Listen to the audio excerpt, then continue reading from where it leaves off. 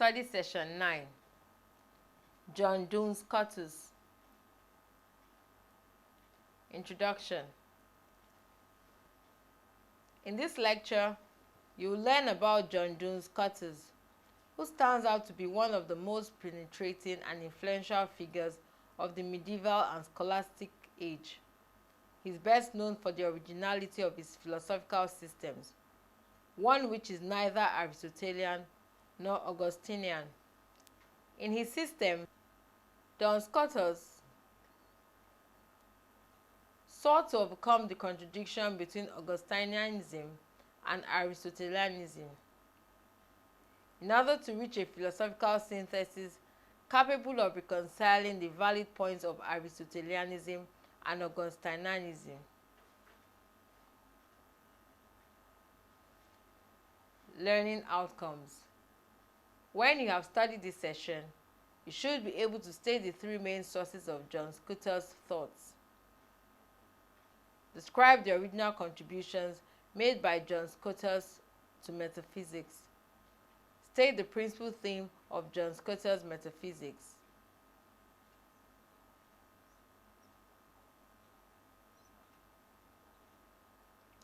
Describe what Scotus regarded to be the proper name of God. Background and life of John Duns Scotus. Not so much is known about John Duns Scotus' life. However, history and tradition holds that he was born at Marston in Scotland, at the court of Roxburgh in 1265. As a teenager, he entered Franciscan order, in the course of which was later ordained a priest. The decade between the end of his novitiate and his priestly ordination, that is 1281 to 1291, was spent in studying at Oxford, Paris, and various other places. He completed his scientific formation with the studies of trivium and quadrivium. After his ordination, he was in Paris to perfect his theological culture and to prepare for the achievement of the title of Magister Theology. In 1298, he was recalled to England to comment on the Sententia of Peter Lombard at Oxford and Cambridge. His Oxford comment is called the Lecturia Prima, and the one from Cambridge is titled the Reputatio Cambridgiensis. He returned to Paris in 1301, where he recommenced on the Sententia in his lectures. This commentary is entitled the Reputata Parisiensia. During the conflict between Boniface VIII and Philip the Fair, Duns Scotus openly supported the former.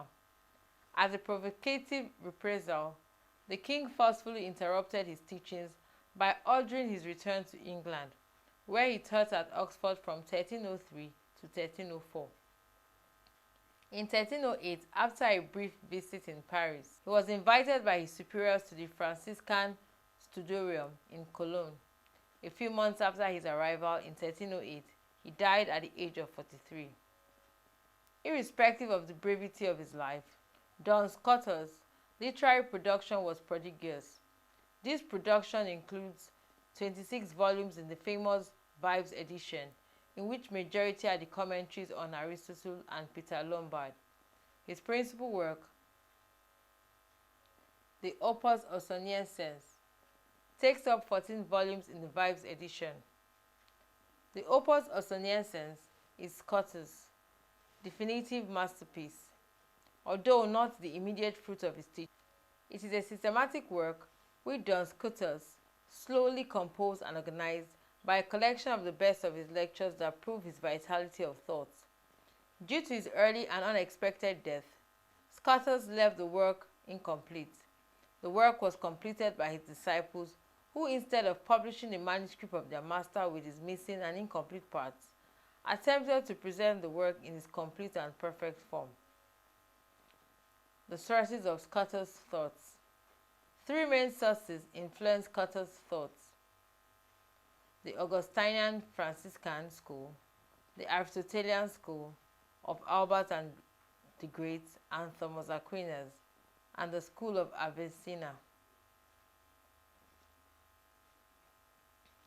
1. From the Augustinian school, he adopted the doctrine of the superiority of will over intellect and the doctrine of the plurality of forms. 2. From the Aristotelian school, he borrowed the critique of the doctrine of Ration's seminals, the critiques of the doctrines of elimination, and the negation of the possibility of apodictically proving creation in time. 3. From the school of Avicenna, he imbibed the doctrine that the concept of being is a univocal concept, and the distinction between the necessary in itself and then necessary in cause. Scotter's metaphysics. The most original doctrines of Scotter's metaphysics are the univocal concept of being, inserity, and the formal distinction between essence and existence. The univocal concept of being. Being is the object of metaphysics. Scotter sees being not the being of the greatest perfection, of Thomas Aquinas, but the ens commune, or being, as the most common perfection, which precedes every determination, including the division between finite and infinite being. This being is said to be predictable of all that is. Being conceived in this form is univocal and is predicated in the same way of everything. In all cases, being is said to mean the same thing, the opposite of non-being. The reason by which Scotus was led to a univocal predication of being is theologically embedded. He holds that if the predication of being is not univocal with respect to God and creatures, then creatures cannot proceed to acquiring a possible and workable knowledge of God. Although the concept of being is said to be univocal, it is not a genus because it surpasses all genuses. Anxiety. Unlike posited by Aristotle and Aquinas, Scotus holds that individuality is not due to the quantity of matter the individual has, but due to a particular form, anxiety, which is superimposed on the specific form. While this specific form is said to give the individual his specific characteristic, the individual form gives him his individual characteristics. Each individual has his own individual form. Socrates has Socratiness, Plato has Platiness, Tunde has Tundeness, Chichi has Chichiness, and Kunle has Kunleness, etc. The formal distinction between essence and existence.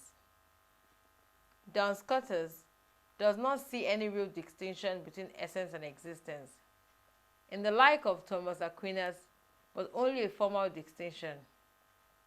Scotus identified 4 types of distinction: essential distinction between 2 essences,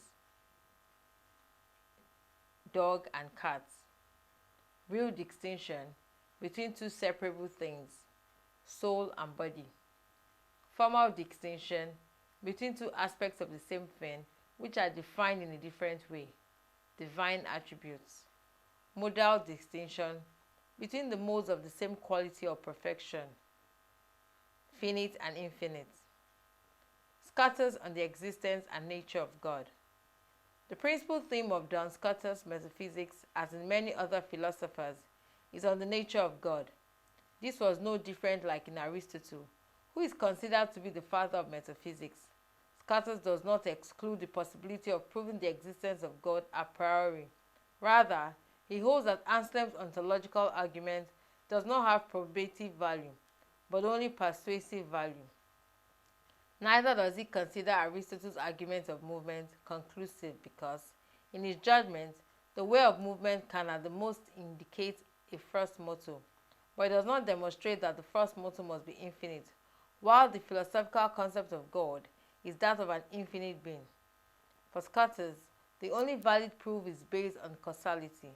However, his proof is peculiar, in that it does not work from the phenomenon, from the fact or secondary causes in the likes of Aquinas, but rather from effectibility.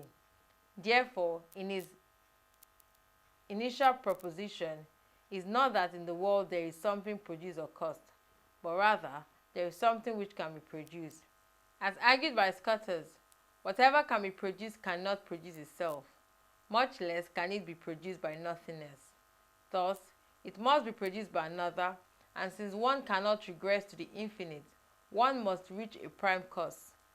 This prime cause must truly be first in all the orders of causality, not only efficient, but also formal and final. According to Scotus, the simply prime agent cannot be caused. This is proved by the fact that the effectively independent cannot be produced. This is clear because if it were caused by virtue of another or as effected by another, then there will be either a process to the infinite or a circle or the state of an ineffable independent effectivity.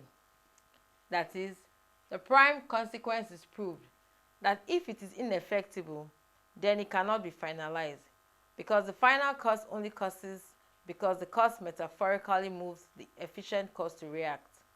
Since the entity on the infinite does not depend otherwise on it, insofar as it is first.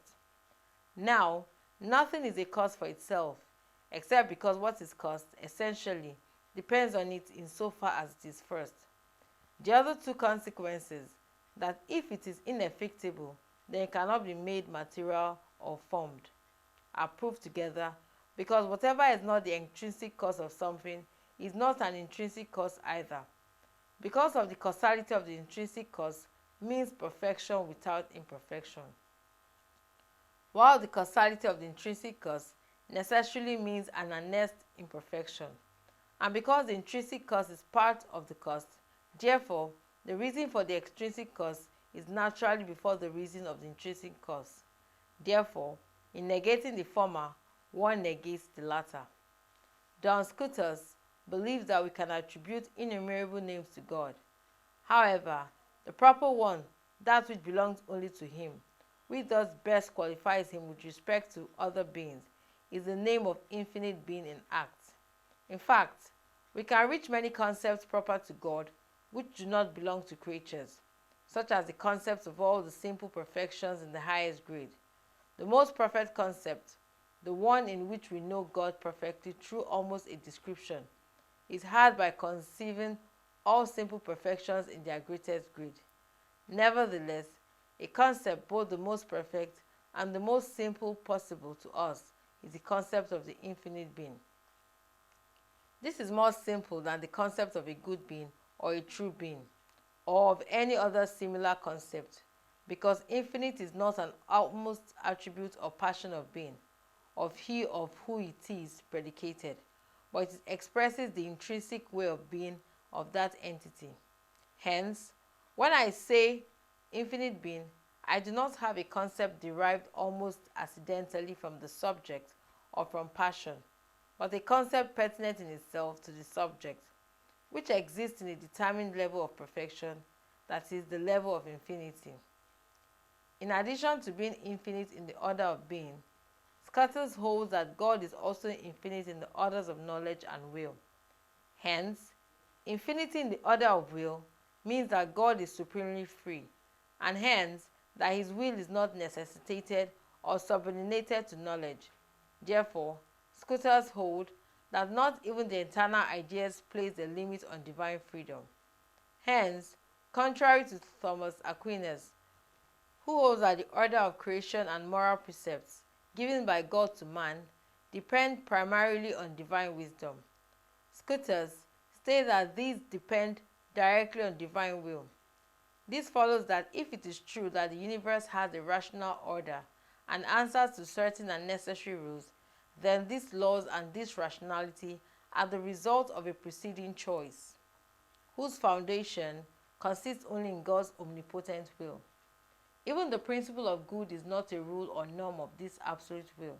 If God would have wished to establish a natural and moral order totally different from what he created, then he would have very well been able to do so. He also could have established other laws and other virtues and sins if he had wished, because the only criterion for the justice of law is to correspond to divine will. With this vigorous affirmation of the primary of will over intellect in God, Scotus does not wish to say that God acts arbitrarily, that he could change his decisions at his pleasure, and that he could from one moment to another command contradictory things. According to Scotus, the primary of the will means the will of God is free to determine the essence of a thing. Still, once this has been determined, God imposes laws which corresponds to his nature. Scotus on man and the primacy of the will. Prevalent in Scotus anthropology are elements of Aristotelian provenance, inspired with Platonic and Augustinian spirits. While the former are predominant in definition of man's general structure and his faculties, the latter dominate the interpretation of human action. In the Aristotelian concepts, Scotus holds that the human person is a component of soul and body. However, in the light of the Franciscan tradition, who differed from Aristotle, Scotus does not believe that the soul is the only form of the composed being. Together with the soul, there is a forma mixtionis of the corporeal composition. The immortality of the soul can only be demonstrated theologically, while a cognition of spirituality can be acquired working from the operations of the soul. The non-extended nature of thoughts, self-consciousness, the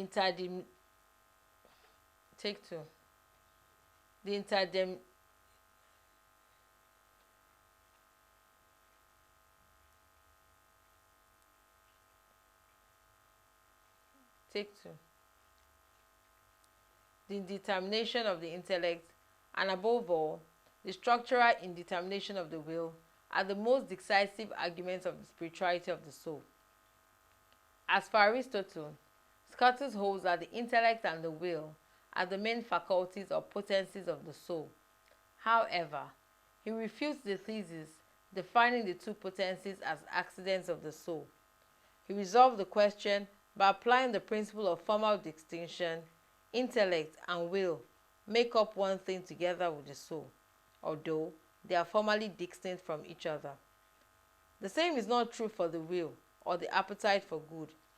Its essence is not to be defined as rational appetite, but as freedom. Freedom is understood as the intrinsic capacity of the will to be the cause of the voluntary act.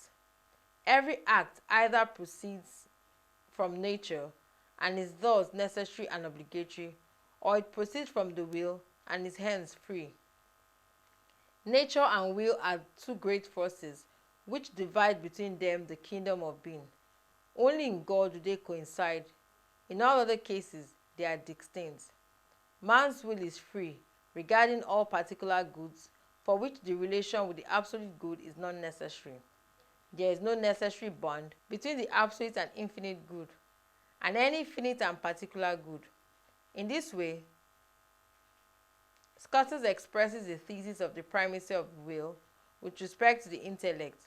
Only in this sense can his system be labeled with the term voluntarism, as opposed to the intellectualism of the Aristotelian Thomists. In this way, Scotus expresses the thesis of the primacy of the will with respect to the intellect.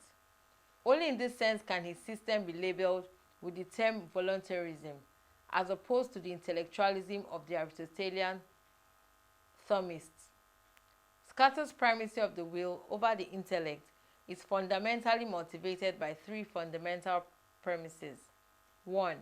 Christian revelation, as stressed by St. Paul, states among all the virtues, love supersedes. Only love prevails. 2.